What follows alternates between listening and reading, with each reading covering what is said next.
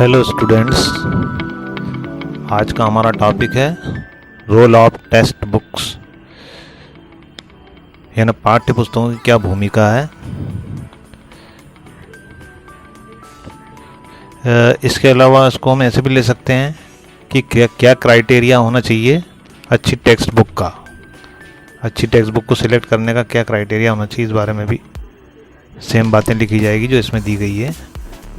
Number 1 इसमें बताया गया है, textbooks are very necessary for teaching, यानी कि पढ़ाने के लिए जो है, जैसे कि सभी जानते हैं, टेक्स्ट बुक जो है बहुत आवश्यक है।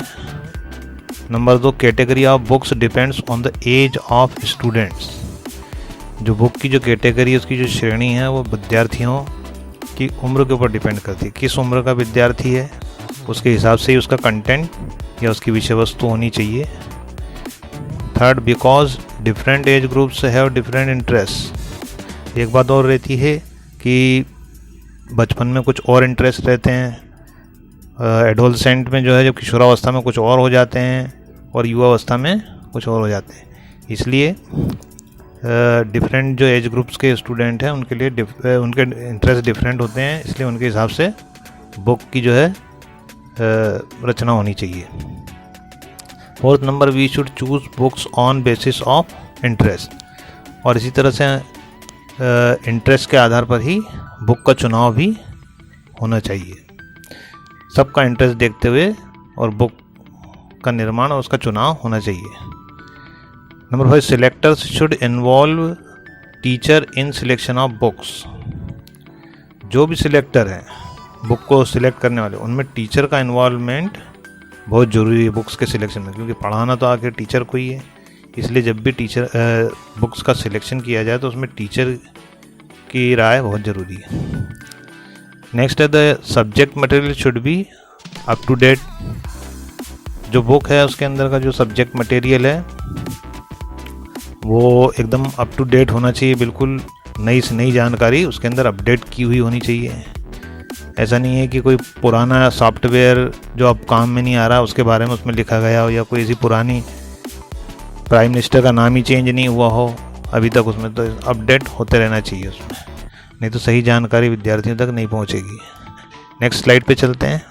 Number 7, text book should cover the objective of English teaching. Text book इस प्रकार की होनी चाहिए कि जो इंग्लिश टीचिंग का जो उद्देश्य है, ऑब्जेक्टिव है जो इंग्लिश टीचिंग का, अंग्रेजी को पढ़ाने का, वो कवर होना चाहिए, उसमें पूरा होना चाहिए। 8 नंबर पे, text book should have exercise work in the end of the chapter. एक अच्छी टेक्स्ट बुक की ये बात है कि जितना भी चैप्टर विद्यार्थी ने पढ़ा है, आखिरी में उसकी एक्सरसाइज दी हुई होनी चाहिए, ताकि जो कुछ भी उसने पढ़ा है वो उसका रिवीजन उसमें हो जाए। Number 9, text book should also have moral qualities. जो भी टेक्स्ट बुक का निर्माण किया जाता है उसमें नैतिकता का ध्यान रखा जाए। भाषा भी नैतिक रूप से सही होनी चाहिए, और बाकी सब बातें भी नैतिकता की होनी चाहिए उसके अंदर।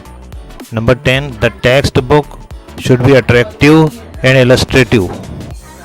टेक्स्ट बुक जो है वो आकर्षक होनी चाहिए और उसमें काफ़ी सारे उदाहरण, इलस्ट्रेशन दिए हुए होने चाहिए। Next, we should not have any printing mistake in text book.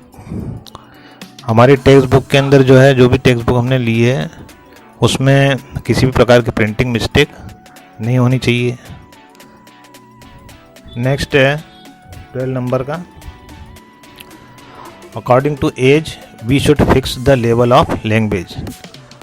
और जिस एज ग्रुप के विद्यार्थियों को पुस्तक पढ़ाई जानी है, 1st से 5th तक, या 6th से लेकर 8th तक, या 9th से लेकर 10th, या फिर 11th 12th को पढ़ाई जानी है, उनका एज ग्रुप देखा जाए और उसके हिसाब से ही भाषा का उसके अंदर उपयोग किया जाए।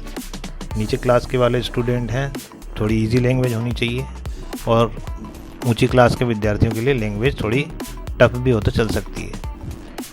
नेक्स्ट है, lower class books should have easy language. वही बात है, जितने भी लोअर क्लास हैं उनकी बुक जो है वो, उनकी बुक की जो लैंग्वेज है वो इजी होनी चाहिए। तो इस प्रकार से आज हमने देखा कि टेक्स्ट बुक्स का क्या रोल होता है। इसके बाद में अगले टॉपिक पे हम नेक्स्ट टाइम चर्चा करेंगे। Thank you.